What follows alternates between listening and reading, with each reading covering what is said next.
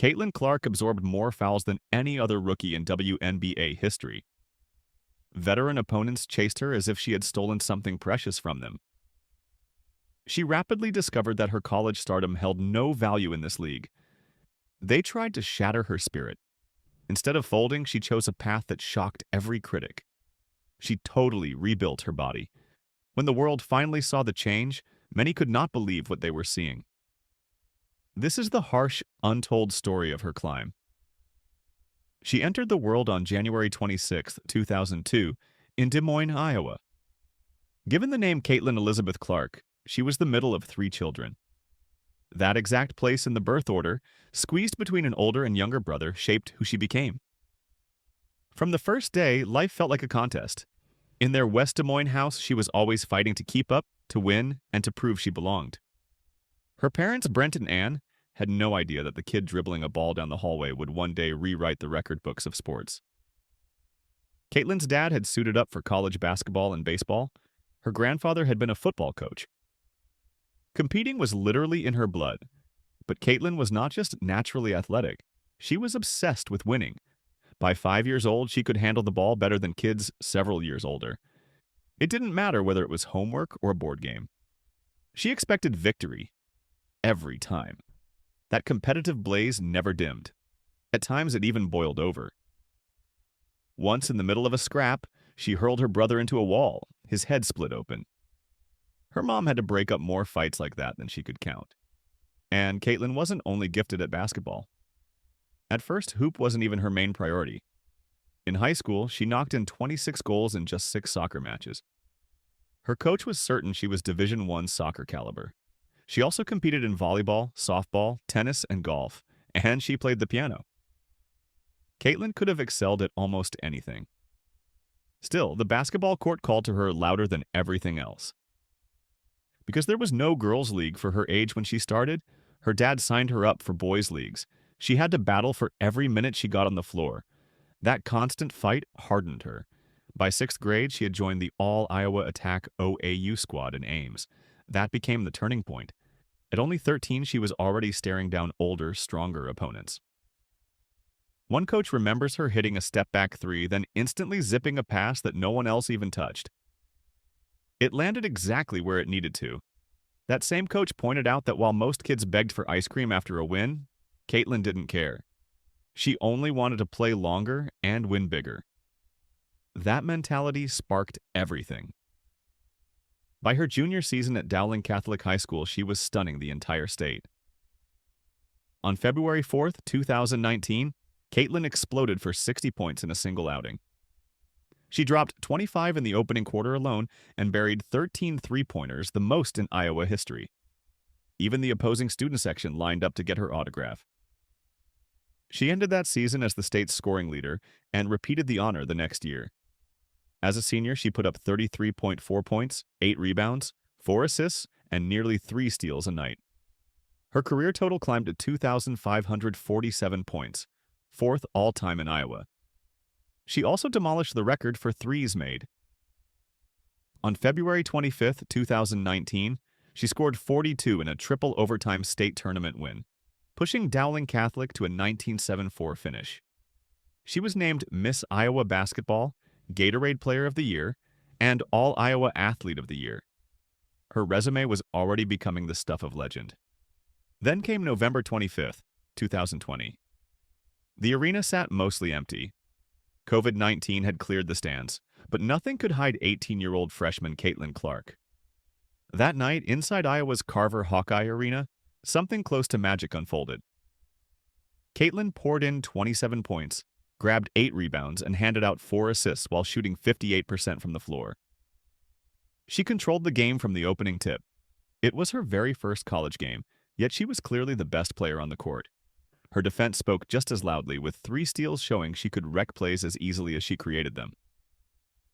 Teammates Gabby Marshall, Kate Martin, McKenna Warnock, and Monica Chinano would later join her on a national title run. But on that first night, the judgment was already clear. CaitlinClark was the future of Iowa basketball. 4 weeks later, she pulled off something even more unusual. On December 22nd, against Western Illinois, she recorded her first career triple-double, 13 points, 13 rebounds, and 10 assists. She managed it on a cold shooting night, going only 3 for 15. Rather than forcing bad looks, she adjusted. She turned her focus to playmaking. The last assist she needed for the triple-double was a crisp feed to Logan Cook in the paint. Iowa hadn't seen a game like that since Samantha Logic, and Coach Lisa Bluter understood how rare it was, reminding everyone that triple-doubles are special, uncommon feats. Caitlin logged one in her very first month of college.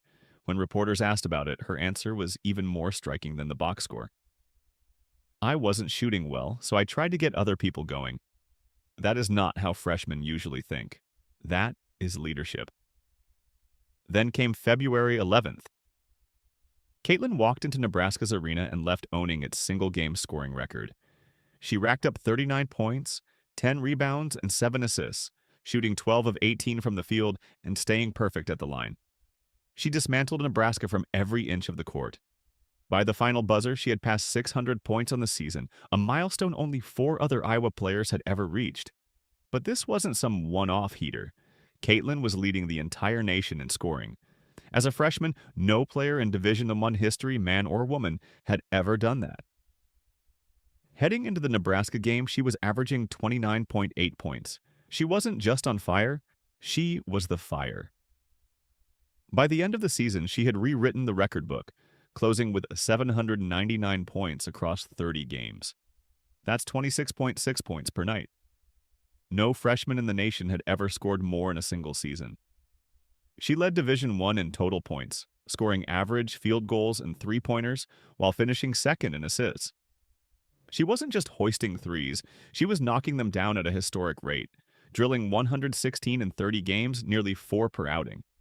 She delivered 12 games with at least 30 points, a stretch the sport hadn't seen since 2000. She destroyed Iowa's freshman scoring mark and recorded the third highest single-season total in school history. She didn't just claim Big Ten Freshman of the Year. She cleared the table. She picked up 23 Big Ten honors, 13 Freshman of the Week nods, and 5 Player of the Week awards, the first freshman ever to pull that off. She became a unanimous All-Big Ten first-team pick.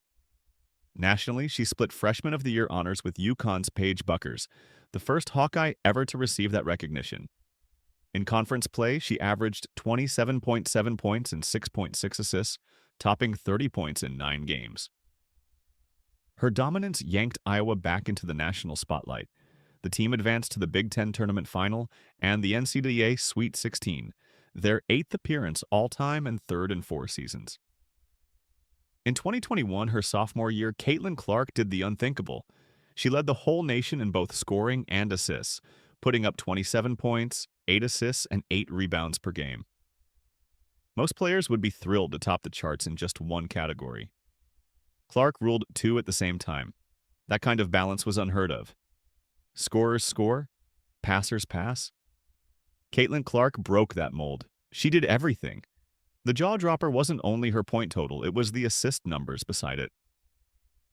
Averaging 8 assists while topping the scoring charts blew up every traditional basketball rule. Defenses hurled everything they had at her. Double teams, triple teams. It didn't matter. She slipped impossible passes through tiny windows and set up teammates like it was simple. Many nights, her passing was even more breathtaking than her scoring. She played as if she had eyes in the back of her head, forcing defenses to guess. And they almost always guessed wrong. As her numbers climbed, so did the pressure. Opponents finally understood they couldn't stop her with normal schemes, so they turned to physical play. They shoved, bumped, and tugged at her jersey. Defenders tested the edge of what the refs would allow. Coaches designed entire game plans around grinding her down, possession after possession, shot after shot. And still she kept coming.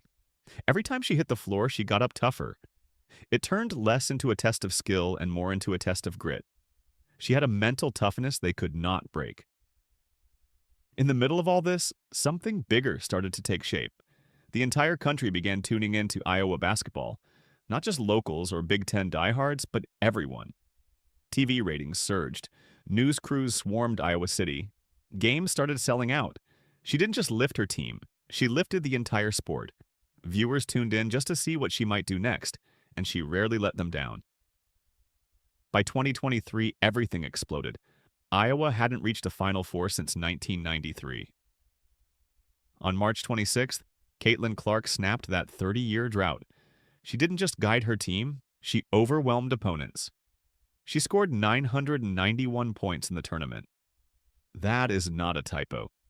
91, she averaged over 30 a game, and her teammates Warnock, Chinano rose with her. Clark brought out the best in everyone. In the Elite Eight against Louisville, she dropped a 41-point triple-double. 41 points, 12 assists, 10 rebounds.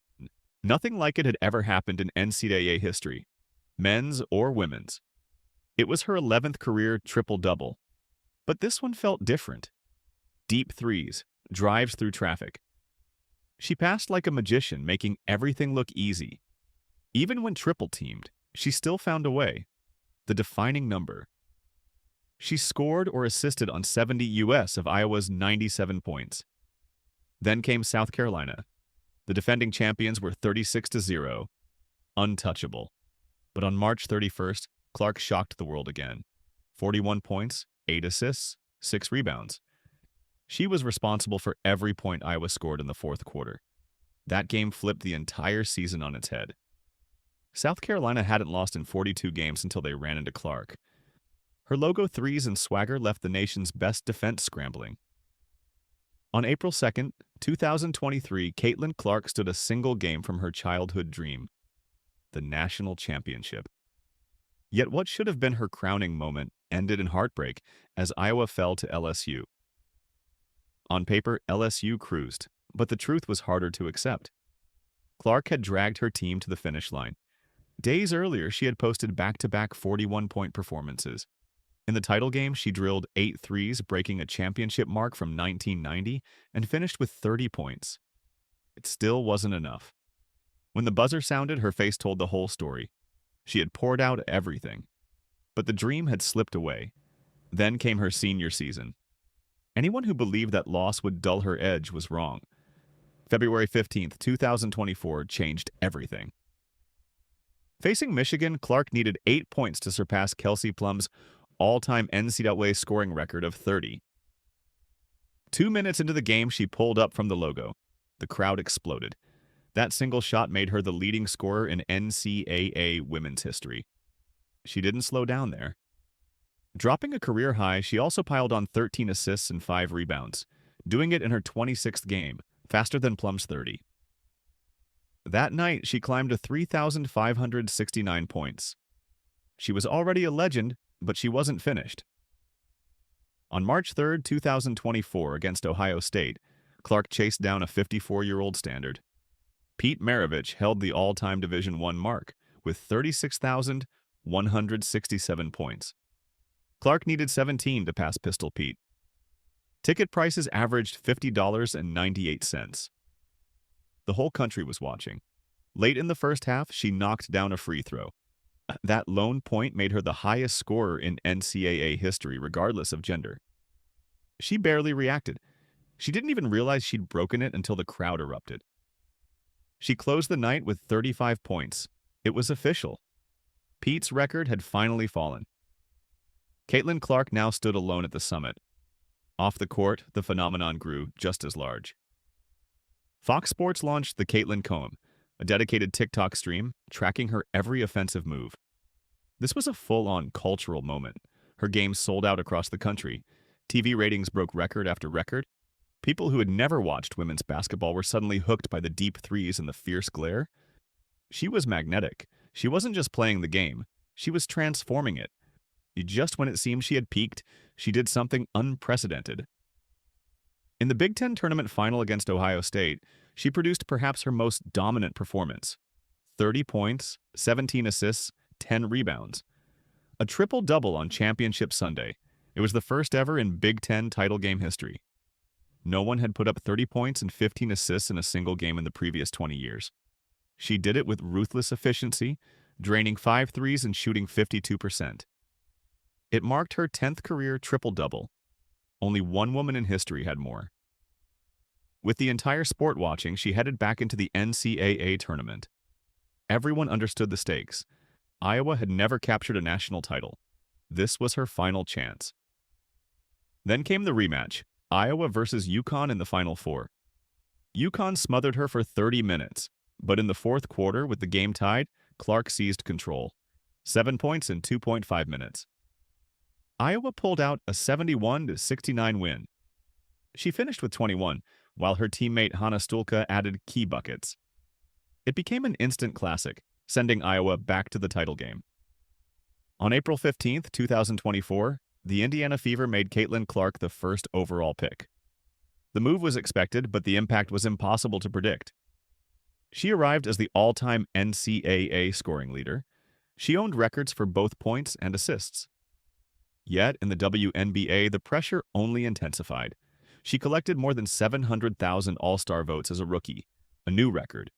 Her jersey sales rocketed up 1,000%. Attendance jumped 88% wherever she showed up. They started calling it the CaitlinClark effect. But that kind of spotlight came with a cost. Her debut on May 14, 2024 was bumpy. 20 points, but 10 turnovers, a record for a WNBA debut. It wasn't just nerves, it was warfare. Veterans went at her, making her fight for every inch. Against Chicago, Chennedy Carter blindsided her with an off-ball hit that was later upgraded to a flagrant foul. That was only the beginning. Clark led the league with 5.4 turnovers per game, piling up a record 25. She missed 10 games with injuries, something that had never happened to her at Iowa. The league was faster, harsher, and relentless.